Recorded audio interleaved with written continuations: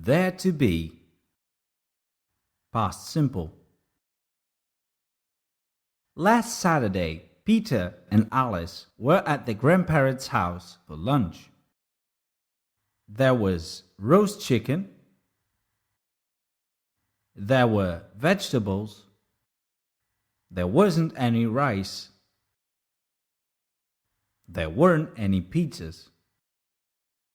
There to be is in the past simple. We use there was and there were to say that something existed in the past.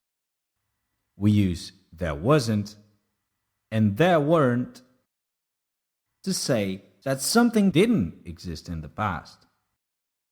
In the affirmative, we use there was plus singular nouns. For example, there was orange juice.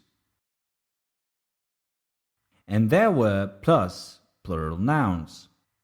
For example, there were some desserts. In the negative, we use there was not, or the short form there wasn't, plus singular nouns. For example, there wasn't any fish. And there were not, or the short form there weren't, plus plural nouns. For example, there weren't any chips.